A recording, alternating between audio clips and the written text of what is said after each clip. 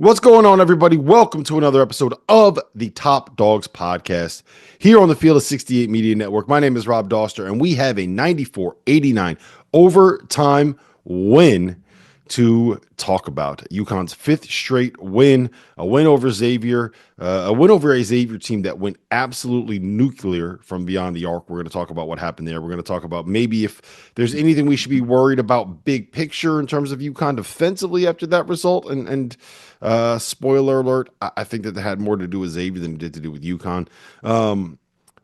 Before we do all that, rate, review, subscribe, interact with, engage with this podcast. Anywhere you do that really does help with the algorithm, and the algorithm is the king for any content creator on the internet in 2024. It's almost 2025, man. I can't believe this year went by so quickly. If Saturday night's win over Gonzaga was the Liam McNeely game, I think it is fair to say that Wednesday night's win over Xavier was the Bear-ris Reed game. Bear-ris Reed, if you will. 20 points, 13 rebounds, a pair of assists, a pair of steals, 4 blocks, only 3 fouls, 7 for 11 from the floor, made all 6 of his free throws.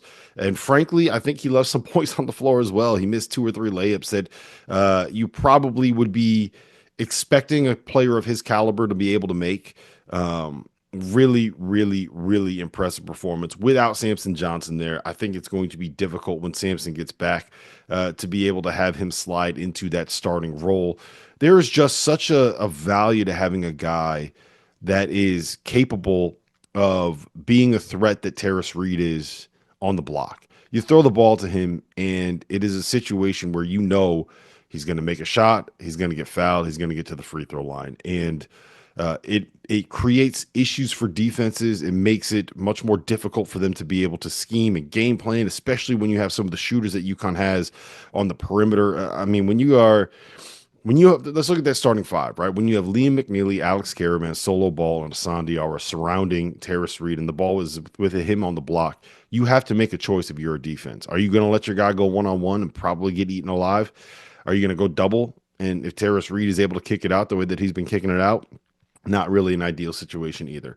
I will say this in defense of Samson Johnson.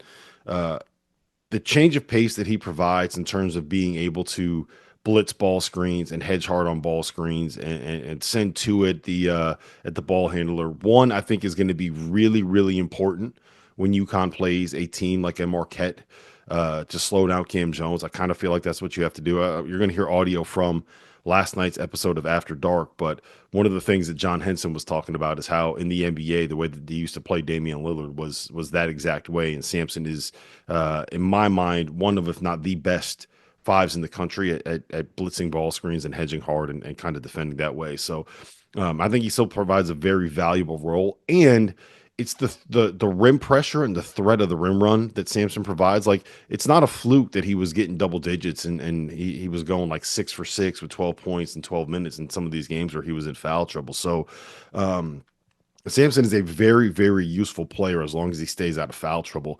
And I don't think that it's something where you don't want to have to rely on Bear-ris Reed to play 35 minutes every night in the Big East. It's just not going to work. He's going to get into foul trouble. Things are not going to go well. So yeah, it's great to see him have this performance against a team that is missing their starting 4 and their starting 5 once again. The injury luck that Xavier's had over the last couple seasons has been absolutely horrific. I really do feel for them. But Bear-ris Reed, man, like, you're gonna have to give him more time. You're gonna have to give him more minutes. And I know Samson's a leader. I know he's the heart and soul of this team. I know that there is a level of intensity that he brings, man. But at some point, you kind of have to look at the production that Bear-ris is providing. Bear-ris, if you will, is providing, and recognize that. I thought the game changed in the second half when Liam McNeely came back in. UConn is so much better with him on the floor.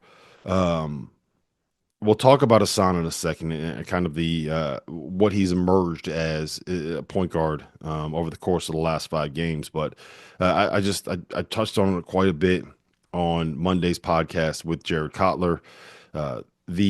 The way that he can be that secondary creator, they're putting him in all the same actions that they put Cam Spencer in last year. It's getting him off of those curls, getting him off of those DHOs, getting him off of those pin downs to be able to roll to the rim and create situations where he's basically playing 2-on-1 within the paint, he always makes the right decision. He has the ability to make the passes that you need to be able to make to get the ball to the other big guy, to get the ball to the rolling big man. He kicks the ball out.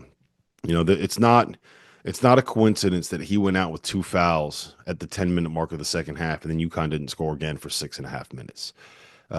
His value on the offensive end is absolutely enormous, and I think that the first half last night against Xavier proved that more than anything else could possibly prove that. And I do believe that his presence makes life so much easier for Hassan. And Hassan, at this point, you can't take him off the floor, right? Like he has to be out there. He's going to get rested here and there. He's going to get, there's going to be times where he needs a quick blow. And, Aiden Mahaney still has to be a piece on this team that provides minutes. But what Hassan Diarra can do as a passer and do as a creator, and as UConn's, in my opinion, best perimeter defender, it's the last 5 games during this win streak that they've had. He has um, he has finished with 41 assists and 8 turnovers, despite playing the overwhelming majority of the minutes. It's been really, really impressive to kind of see him emerge as this impact point guard and this impact lead guard, and be able to pass the way that he's been passing. I've said it before on this show. I think that he's best as a change of pace guy off the bench, and over the course of the last 5 games, he has proven that take wrong.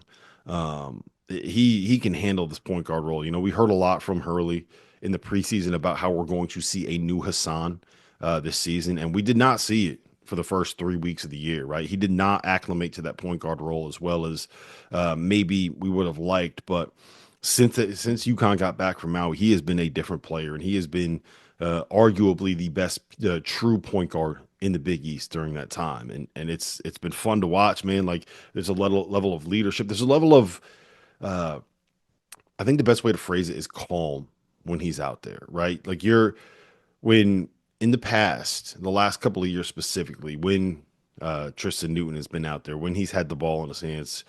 For a little bit, it was RJ Cole too when UConn made that run late in 2022. When those guys were out there, there was just a level of confidence you had and the calmness that came over this team and this program and the fans, just because they knew that something good was probably going to end up happening, right? Mistakes were not going to get made.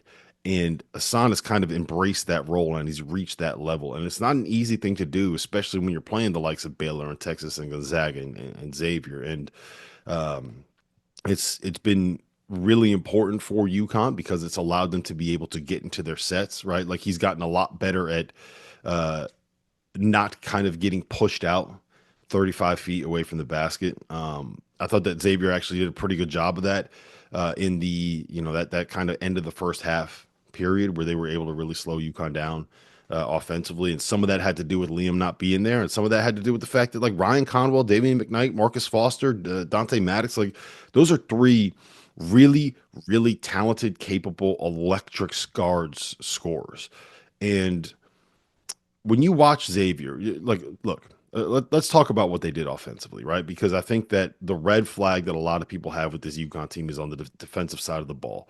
And UConn gave up, let me do the math here, 59 points in 25 minutes of the second half plus overtime, right? I think a lot, like the majority of that credit has to go to Xavier for their shot making. Dante Maddox hit some ridiculous step backs. Davion McKnight was able to get to the bucket and finish some tough shots around the rim. Ryan Conwell made some really difficult shots. Marcus Foster did most of his damage in the first half, but he was really good as well. And, I think that the concern is, yes, you kind of let them get going and kind of let them get hot and kind of let them start feeling themselves. And once you allow that confidence to get rolling with some of these guys, like they're going to be able to make some of those. Like it's very clear they're able to make those shots. Um, the other problem was there was too much dribble penetration. Like these dudes are too good at finishing in and around the basket. You can't allow them to be able to penetrate as easily as they did and kind of get to the rim. That stuff I think is not necessarily going to be fixed, but I think can be helped when Sampson gets more minutes because I think that he is a better he he'll be able to protect the rim and cover more ground than Terrace Reed does. Terrace is good at when you're in and around the basket, but when you have players like Jerome Hunter that he has to chase out to the 3-point line, he's not going to be able to recover and get to the rim as easily as someone like a Samson Johnson would. So I think some of that is a result of Samson not being there. I think some of that, the majority of that is Xavier's ridiculous shot making, but there are very real concerns about UConn's ability to contain dribble penetration. That's not a new thing. It's not. It is what it is. Ryan Conwell's a big, powerful guard. Solo Ball is 6'3", 190 pounds. As athletic as he is, he's 6'3", 190 pounds. Hassan Diar is like 6'1", 6 foot. When you have big, powerful guards, they're going to kind of overwhelm UConn's guards. That's part of the deal when you got a little bit of a smaller backcourt. Liam McNeely, Alex Caravan, they're never going to be elite shut. Like they're not Steph Castle. They're just not going to be. They're not Andre Jackson. They're not going to be. That's not what they provide. Their value is that they are good enough defenders, then good positional defenders that are net positives because of what they can do on the offensive end of the floor. And I think we saw that last night with Xavier. If that team goes 6 for 10 in the second half from three instead of 8 for 10, if they go 5 for 7 in that run where they hit 7 straight threes instead of making 7 in a row, then UConn wins this game in regulation fairly easily. So sometimes you just got to tip your cap to Xavier, man. And I'll tell you this: if they had Lassana Traore, the transfer that they brought in to start at the 5, who was going to be one of the better rim protectors and better rebounders in the Big East, with Zach Fremantle at the 4, where Jerome Hunter and Dalen Swain were coming off the bench with that set of guards, like there's a reason why Xavier was looked at as a potential top 15 coming into the season. And with how good those guards were tonight, imagine extrapolating that over the course of an entire season when you got your best player at the 4 in Fremantle and a guy at the 5 that can kind of do the rebounding and shot blocking and defensive thing like that. Not having their starting front court again is a complete game changer for Xavier. And I feel for Sean. I feel for that program. I feel for their fans. But, it kind of is what it is. The Traore one is a little bit of bad luck. But when you're putting a lot of your eggs in the basket of a guy that has never proven the ability to stay healthy for an entire season, like it sucks, man. I get it. But kind of is what it is. So I was, again, really, really impressed with Terrace Reed, really, really impressed with Hassan Diar. The two questions we had with this group coming into the season: the point guard spot and the 5 spot. And I don't think that there is any doubt that those two gentlemen have proven themselves worthy of those roles. And I saw a stat floating around today. I can't remember who posted it, so I apologize if it's you. But comparing the production that UConn got from Donovan Clingan and Samson Johnson last year per 40 minutes versus what they're getting from Terrace Reed and Samson Johnson per 40 minutes this year. And it's still a little bit noisy because half of the games that UConn has played this year were bye game opponents, 5 out of the 7 games, I guess. So I think that it's still a little bit noisy and a little bit loud because of the competition that they played. But there's no doubt about it to me that they've gotten some answers solved there. It's not Donovan Clingan. Nothing's going to be Donovan Clingan. Donovan Clingan was one of the best defensive centers that we've seen in college basketball in a long time. The Great Wall of Bristol, Kling Klong. There's a reason why he was the number 7 pick in the draft and why he's having a really good rookie year. But you don't need Terrace Reed and Samson Johnson to be Donovan Clingan to be good enough to compete for a Big East regular season championship, to compete for a Big East tournament championship, and to potentially make a run for a Final Four. You need them to be what they are right now. And it's been fun to watch. It's been fun to see Terrace's development, and the Bear, you got to give him credit, man. He's gotten a lot better. How about Solo Ball too? I think that Solo, there's a lot of expectation that is going to be put on him because of the comparisons to Jordan Hawkins, because of what he is as a shooter and a scorer, and because of what UConn needs out of somebody in that role. And going for 22 in a Big East opener, he had a lot of big shots in that game. I would like to see the efficiency kind of creep up a little more, especially in these bigger games. I would like to see him be able to be more than just a spot up shooter, like with the athleticism that he has, getting to the rim, going up and trying to dunk on somebody. I think that stuff will come with time, and it's probably just a situation where this year is not the year to expect him to make a full leap. But you could see the talent, man. Like he is a star in the making, and It's going to be a lot of fun to watch him kind of grow over the years. And I know I've knocked him defensively. I thought that he had his issues defensively again last night. He's never, uh, I don't want to say he's never. At this point, he's not a great stay in front of you defender. He's can get physically overwhelmed a little bit, but he had 4 steals. He came up with a couple of huge offensive rebounds.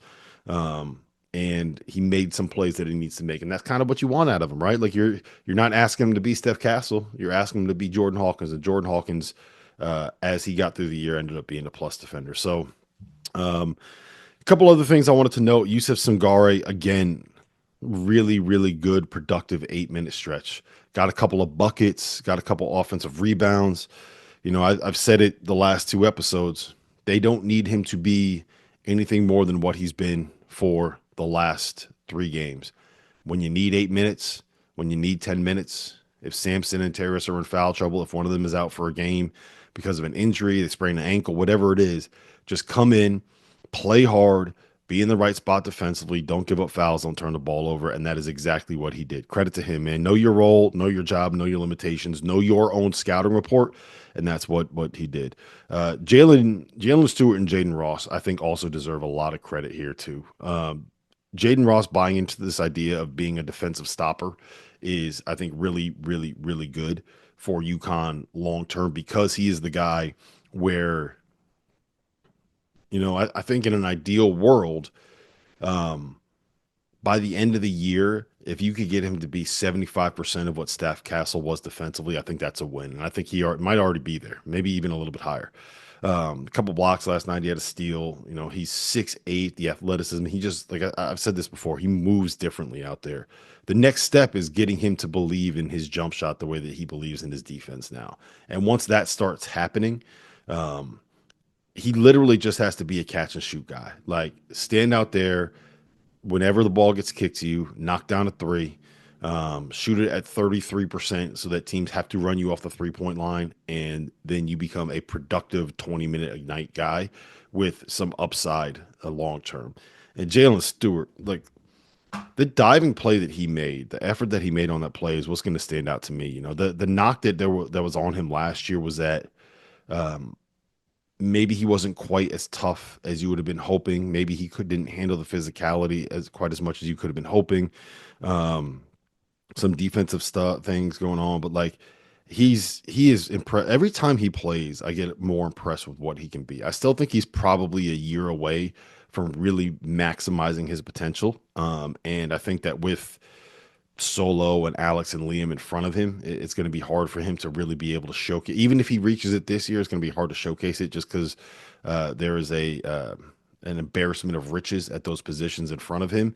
But having him, if he can do what he did last night off the bench every single game, and Jaden Ross can do what he did off the bench every single game, and Yusuf Singari can do what he did off the bench every single game, and once you get Samson Johnson back, if him and Terrace can combine to kind of do what Terrace did tonight, like I think that's it, man.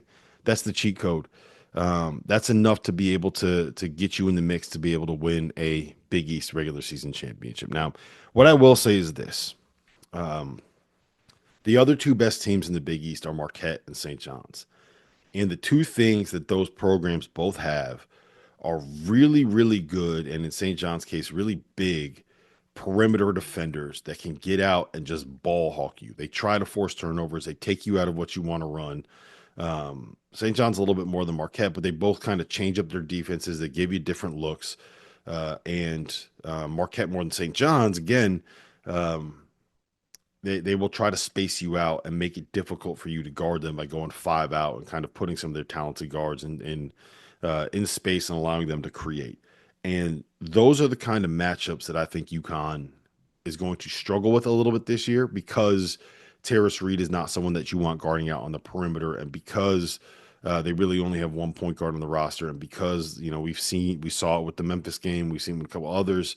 UConn can have issues defending in space on the perimeter and denying dribble penetration, and because of what happens when they try to get forced to run their offense 35 feet away from the basket. So those matchups are, are going to be really, really important. I think that UConn should be able to handle a lot of the other teams in the Big East, and that's the same goes for Marquette, the same goes for St. John's. But um, I think whoever wins this league's regular season title, it's going to come down to, can UConn defend their home court against St. John's? Can they defend their home court against Marquette?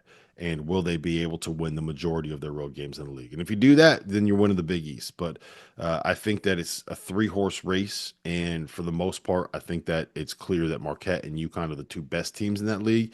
And I'm not quite ready to say that UConn is better than Marquette at this point. I mean, look, Cam Jones is the best player in the Big East, and there's a real chance he's the best player in college basketball if this shoulder thing that Janai Broome is dealing with doesn't get better super quickly. I think that it will. I think that Janai is going to be fine.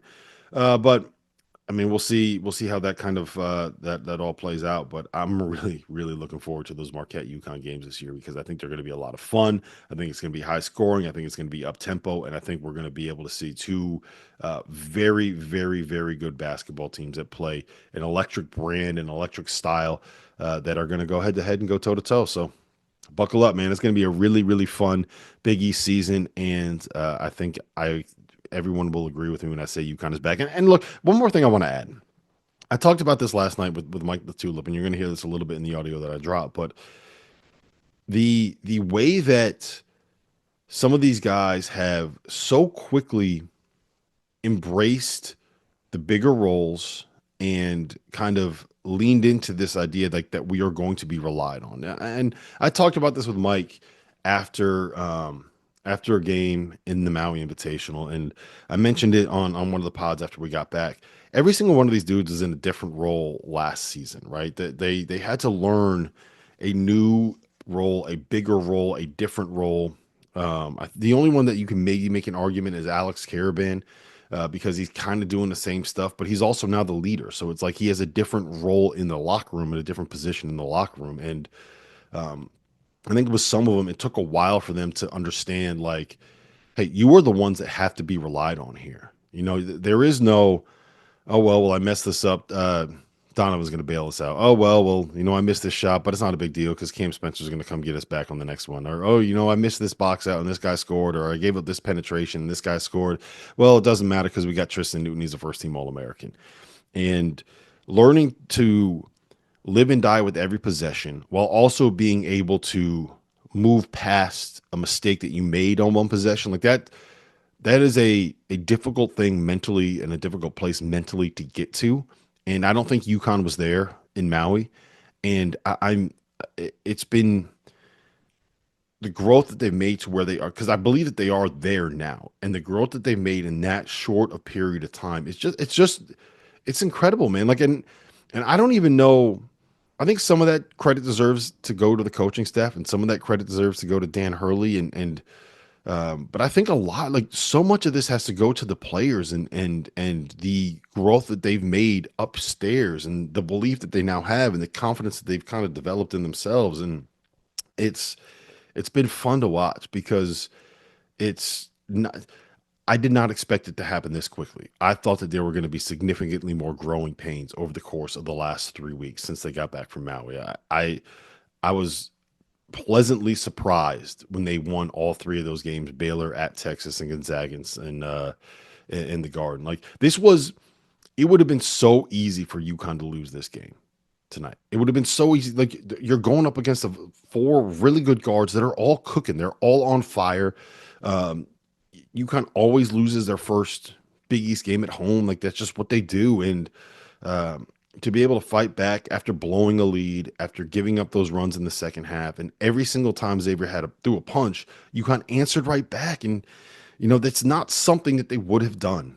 I really, really do believe this. It's not something that they would have done in Maui. And I think credit, again, goes to the players, credit goes to the staff, the home court, the noise that got behind them. It's been fun to watch. And I mentioned this a couple times now, but seeing the growth of teams like this is a lot of fun. So hopefully the next step is improving that perimeter defense, improving the dribble penetration, and trying to limit some of the chances that these guys get to get to their strong hand, to get to the rim, to throw a pump fake, and to finish through contact. Because if you don't, eventually at some point you're going to have a night where the shots don't end up going down. So let's get to a little bit of that audio from our conversation last night on After Dark. It was Chris Childer from SiriusXM, John Henson of North Carolina fame, Mike Matulip, who does a lot of Indiana cover or Illinois coverage, who is really, really smart when it comes to basketball. Myself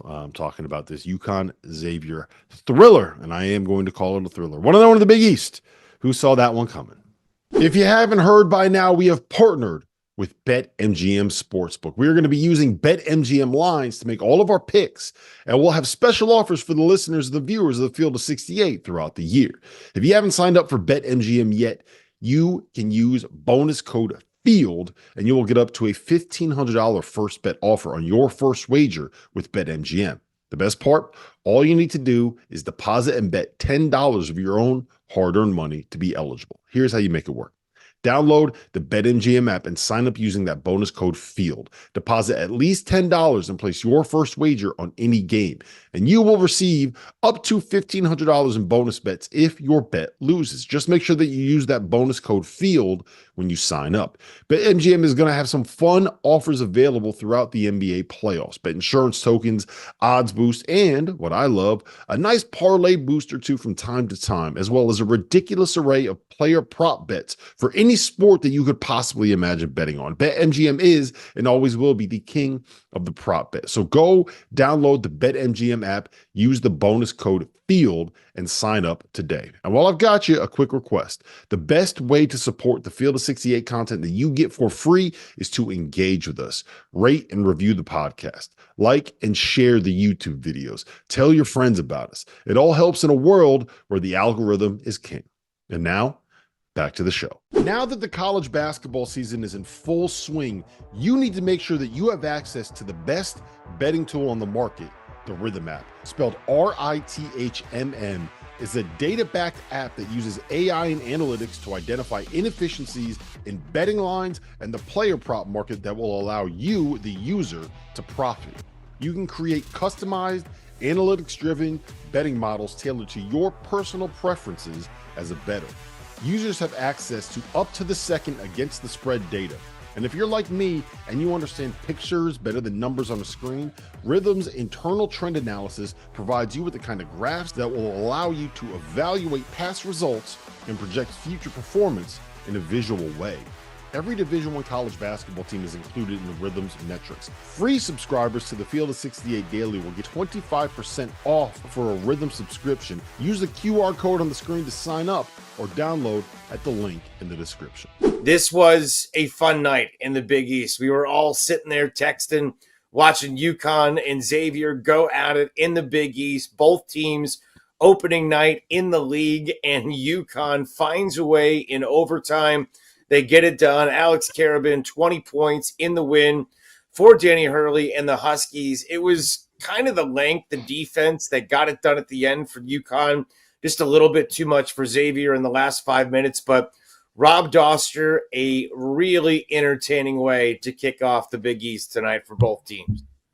Yeah, that was a fun basketball game, man. Fun fact, that is the first time since 1995 that UConn has won a Big East home opener in Hartford, and it's the first time since 2003 that they have won a conference home opener in either Gamble or in Hartford. I thought that it was an incredible performance of shot making from Xavier. Like, shout out to Dante Maddox and shout out to Ryan Conwell. Those dudes hit some ridiculous shots in the second half. At one point, they hit 8 straight threes in the second half. I think they were 9 for 13 from 3 in the second half and in overtime. That was an unbelievable performance from Xavier, and they needed that because UConn kind of got rolling a little bit. My biggest takeaway, there are 2 things from this game. One, Bear-ris Reed, 20 points, 13 boards, 4 offensive rebounds, 2 assists, 2 steals, 4 blocks. He's the dominant post presence that UConn needs and the guy that they need offensively. He's the anchor. He's the guy that could take the pressure off of some of the guys on the perimeter when he gets going a little bit. And Liam McNeely is, to me, the most important player on this team because of what he can provide as a secondary creator and as a secondary ball handler. And I'll tell you guys this much. If UConn's going to get this level of shooting from solo ball, this kind of performance from Liam McNeely, and Hassan Diarra, 12 points, 11 assists. He's had 41 assists and 8 turnovers during this 5-game winning streak. Henson, I know you're a hip hop fan, right? You were at J. Cole the other night. Did I see that right? Yeah, I was. Yes, sir. Are you a Lil Wayne guy at all? I'm a Lil Wayne guy. Of course, my favorite song off the Carter 3 is. You know what my favorite song off the Carter 3 is? Right there, 3-peat. Been listening to that non-stop for the last 2 hours. We're on track, baby. We're on track. You know, 3-peat, yeah, maybe. But I don't know, man. 3-peat, they I don't think they have the depth of 03. That's just my opinion. Obviously, there's starters or guys that are the ones that Coach Hurley's playing the most. I like McNeely for them because he's an offensive creator. The actions they run for him kind of opens up everything else for everybody else. And then even with Bear-ris Reed Jr., I thought he should start when I saw game one. I think he should stay in the starting lineup and stay playing 30 minutes a game. He's really good. He's really physical down there. Caravan hits open shots when he needs solo balls, hitting shots to the yard. They are rolling right now with their first 5. Now, off the bench is going to be an issue because they're going to need more than 5 guys to be, as you so-called, a 3-peat, the Lil Wayne song. But for the most part, this isn't a pesky Xavier Musketeers team. They should have beat Cincinnati. They kind of blew that at the end. Even today, they had the game kind of on back-to-back road games. Yeah, and so they're a team that they're not going to roll over. So this was a nice, tough, hard-fought win. And as you know, when conference play starts, man, the games get tougher. It was a nice to see them pull this close game out. I think this is going to help them as a team in the future. And they're hot. As we talk about UConn's win over Xavier, I mean, that's a team that was on that 3-game losing streak when they lost to Memphis and Colorado and Dayton back to back to back. And then if you look at since that game, they kind of had that palate cleanser against Maryland Eastern Shore, beat Baylor to close game, won on the road against Texas, beat Gonzaga, beat Xavier. So they've had some games here where they've been tested and they found ways to win. I mean, most notably, beating Gonzaga certainly is a big feather in the cap. So, I mean, Mike, when you look at them, I know we have Doster over here. He's jamming over to 3-peat. I'm not going to say it's not going to happen. I mean, I get John questioning the depth, and certainly that is a factor for Dan Hurley moving forward. But, this is a team like tonight, finding, scratching, clawing, and the athleticism mattered at the end. Yeah, I mean, one thing we can say for certain is it looks a hell of a lot different than it did 4 weeks ago in Maui. It just does. I mean, Rob, you and I were on here after those games talking about just the mental mistakes, the lack of attention to detail. And to me, I mean, we'll start with this game tonight, and then I'll branch out a little bit. But that second half was one of the better, collective offensive displays I think I've seen in a while. Just the shot making, like the heater that Maddox went on, the heater that Xavier went on collectively. And then you look down, you're like, oh wait, UConn shooting 70% in the second half. So their offensive ability to stay in games like that, despite a team going nuclear, is why, I won't go as far to say 3-peat, but that's a team that can get to a Final Four. And so, when you look at the game tonight, like, I love the fact there was no panic from them, that when Xavier went on their 3-point barrage, UConn said, hey, we're not going to try to match them. We're going to stick to doing what we do best, better than anybody in the country. They finish at a higher rate than anybody in the country inside the arc. And it's from their ball movement. It's from their player movement. And I thought Bear-ris Reed was terrific tonight, finishing around the rim. When they get Liam McNeely going downhill. Going back to the Texas game, right? Because I think people would point to the Baylor game as like exhale, like, man, UConn kind of feels like they're back. I mean, you guys know there's a number of people on this show that know when you get that first win on the road, when you like them going to Texas and really giving it to them, that's when I felt like they really had that kind of UConn shit to them that they've had over the years, like the Dan Hurley shit to them, the chip on your shoulder. And a lot of it starts with Liam McNeely. Because I think you're hard pressed to find many freshmen in the country. There's a really talented freshman class in the country. But out of all those guys, that dude maybe has the biggest competitive spirit to him. And I think he gets compared to Cam Spencer, right? And you heard that on the broadcast. Your first thought is, hey, the offensive ability, all that. It's the fire he plays with. And I think it's contagious. Caravan plays that way. And I think those guys, it's just permeated. And the more he's gotten involved, the better things are. And we saw when he was out of the game tonight, from the 6.5 minute stretch to the 1.5 minute stretch in the second half, like it looks different. In the first half, it looked different when he's not out there. And then he comes back in, he huddles everybody up around the free throw line and calls out a play. And the play on the other end, right when he came in the game with a minute and a half left, was a stagger away into a dribble handoff, get downhill, layup. Like they trust him. The staff trusts him. The guys around him, despite him being the young guy, they trust him. And that's why, like, it is crazy to think this is the same team that was in Maui 4 weeks ago.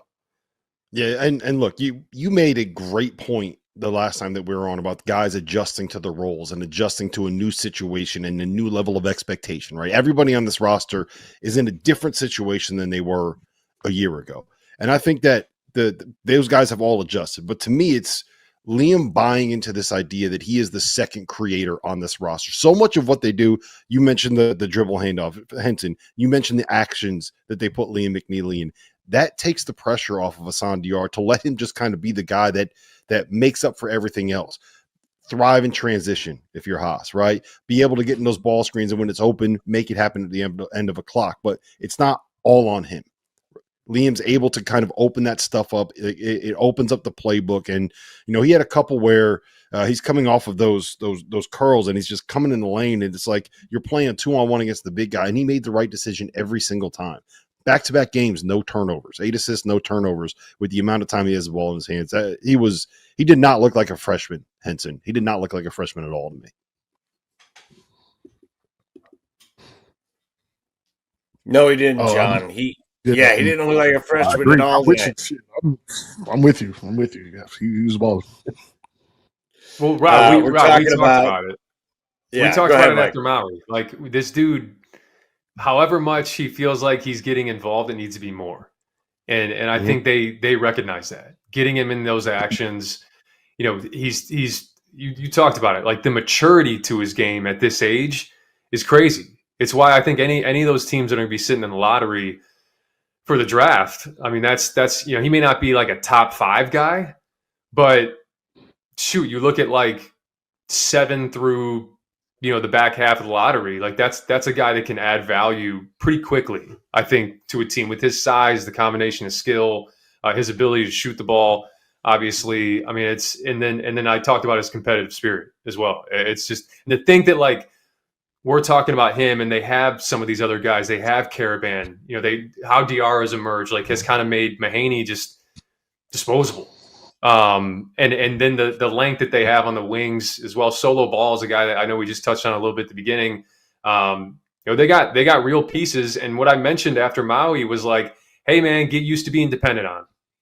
You guys got to get used to being dependent on. Spencer's gone, Newton's gone, Klingen's gone, Castle's gone. It's on you guys. And I feel that watching them now is like they are taking ownership of their roles. They're taking ownership of this team. And man, in a Big East where it feels like it's maybe a 2-horse race, like I think they may be in pole position. Very well could be, and they know how to win, and they've done it the last couple of years with Dan Hurley. They win tonight, 94-89. I know we got to move on, and Dagan says, there's other games to talk about. I do want to make one point though, and I just want to make it because I know you guys live in this basketball world every single day. I just want to let the world know the value of Dan Hurley and what he has meant to college basketball. He's the kind of guy, he's become such a villain and such a polarizing factor that he's getting the casual person hooked on college basketball a little bit earlier. I mean, he's kind of been the story with his antics and his whining and his craziness and all that. But just that I'm telling you, he's getting people's eyeballs on college basketball earlier than ever. And I think he's been an absolute benefit. And he's one of those guys. I mean, I'm sitting there tonight. he's such a pompous, loud dude, but he's a great villain, and I'm rooting my ass off against him, and I think the world is. I mean, you want to see him lose, so I think certainly he's added a great value to the game. Not Rob. Rob doesn't want to see Not Rob. Rob's in love. Rob probably roots for Darth Vader in Star Wars too. He's probably one of those guys who was rooting for Kylo Ren in the dark side. Anyway, let's talk about Marquette. They beat Butler tonight, 90-70. They get a nice win. They committed just 2 turnovers in the victory, so they took care of the basketball really well at home in Milwaukee. This Marquette team certainly had high expectations going into the year. They have lived up to them up to this point. John Henson, when you look at Marquette, a clean game, like I mentioned, only 2 turnovers. What jumped out about the Golden Eagles as they improved to 10-2 tonight? Well, it's kind of the Cam Jones show. Everybody falls in line. They worry me, sometimes in the sense of Cam Jones and Joplin combined for, 44, 51 of their 75 field goal attempts. So you worry about if those 2 guys aren't able to make shots or they get shut down, which will happen eventually this year. What do they do and where do they go? But I just love how Marquette just keeps fighting. They'll be down 2 or 3 points. They'll be down a couple of possessions. You look down, you text on your phone, they're up 7. Like, that's the type of team they are. They jump on you, and when they get on you, there's no way to get them off your back. And so I love their style of play. Shaka Smart obviously is a guy that, Marquette just fits his billing, man. Like, not really spoken about, maybe a little underrated as a school. Even a home court advantage, I think, is a little underrated at Marquette at Fiserv. And they're going to be, in that 2-horse race in the end. I'm leaning more UConn from a perspective of just, I believe they're a more talented team. But with Cam Jones kind of leading the horses, this team will be a team to be reckoned with as the season goes on. And, I just can't get over how good Cam Jones is, man. He's a force. He is a force.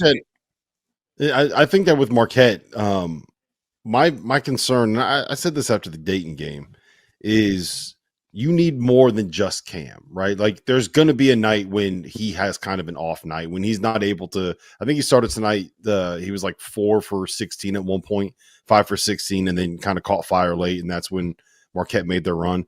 If you look at the Dayton game, I said this the other day, they were up by 13 early in the second half. He picks up his 3rd foul with 18 minutes left. He goes to the bench. Immediately, Dayton goes on a 12-2 run. They cut the lead to 3. Cam Jones comes back in at the under 16 timeout, but the damage was done. That place was rocking, 15,000 people going nuts, and Marquette just could not get control of the game again. And look, David Joplin was 4 for 17 tonight. As a team, Marquette was 6 for 30. They still found a way to win against the Butler team that's not really all that good, but that's my concern, is that they're a little too reliant on one guy. So I think they need that supporting cast to step up. And I do think that getting Sean Jones back when he returns from his ACL, which should be coming here pretty soon, will give them another guard that can kind of take over lead guard duties. You won't lose anything defensively because he's an absolute ball hawk. And it will allow Cam to have, like, you don't have to take him out of the game, but it'll give him 5-6 possessions where you can just kind of stand off on the side and play off the ball, maybe run off of a screen here. So you can kind of get that rest without actually sitting down and getting rest. And I think that was a big thing with, when they didn't have Tyler Kolek last year. I think you saw that a little bit. That was the value of having Cam and Tyler on the floor together. So that's what I'll kind of be looking for. But to me, like, who's going to win the Big East between Marquette and UConn? Well, I would assume that Marquette's probably going to win their home game when they face off, and UConn's probably going to win their home game when they face off. So who doesn't have a dumb loss? Who goes to Creighton and finds a way to win, right? Who avoids having a game like a Xavier opponent that goes absolutely nuclear and finds a way to win on their home court, right? Who avoids those kind of losses is going to be who ends up winning, because both those your teams gut UConn, Mr. Three-Peat? Is your gut UConn? If I'm playing Marquette, I'm going to use a Dame Lillard treatment when Dame was in Portland. We're going to blitz him and force him to make the right play every single time. And, hopefully that gets us the win. I don't know if he would do that, because what would happen with Dame was he'd get tired of just kicking it out and letting the guys make plays, and, they'd be fine. He'd force some stuff. he tried to start shooting the ball a little more. So I would blitz him. Now you got to have the right personnel, and I know that's a pro type of thing, but if you're looking at Marquette, just get the ball out of his hands and live with the results. That's how I would play it against him. Yeah, I think too. We saw that in the Purdue game. Purdue threw the kitchen sink at him. They're like, we're going to blitz you, we're going to switch, we're going to try to play you straight up. And he literally made the right play every single time. I mean, there's a reason he got his triple double in that game. But and speaking of Purdue, what it reminds me a lot of is how dependent Purdue was last year on Zach Edey staying out of foul trouble. Because I think it's the same thing for Marquette this year. And the difference between Purdue and Marquette, not only just that they played two completely different positions, Edey and Jones, but Marquette's a team that gets into you. Marquette's a team that does pressure you, that wants to force turnovers. And so you could set yourself up on some nights for foul trouble. And that's why it's important for Stevie Mitchell. That's why, Chase Ross, right? Like, these guys need to be the point of attack defensively so that, Cam Jones can kind of play center field, can, get more of his steals and his action in passing lanes rather than on ball. Because you just don't want to run the risk of someone, running into you, drawing contact, getting into your body and getting you a second foul with 11 minutes left in the first half and sitting out. Like that's how tenuous I think things are for Marquette. But that being said, Chris, you hit on it right from the beginning. 2 turnovers tonight. And what's so unique about Marquette is not only the turnovers that they create, right? They force 16 turnovers a game. And tonight they forced another 14. And that margin is typically, those teams that play kind of that Havoc style, up tempo, take your ball. They also aren't one of the best ball security teams in the country. And that is Marquette. Marquette is that. So they have that margin that they're working with every single game. They're finishing with shots on rim. And when you finish with shots on rim, you give yourself a chance to get 20 offensive rebounds like you did tonight. So that if you shoot 6 for 30, it's not that big of a deal. Because we know we're going to turn you over. We're going to win that margin. And we're going to win the margin on the glass. Like, I mean, the offensive rebounding in general was plus 16 for Marquette tonight. So that style of play allows you to get ahead and stay ahead, one, but it also allows you to climb back in the game like they did tonight when Butler jumped on them early. So super impressive, even on a night where Cam Jones, again, like he got some of those buckets late, but he struggled in the first half from the field, and it just didn't matter.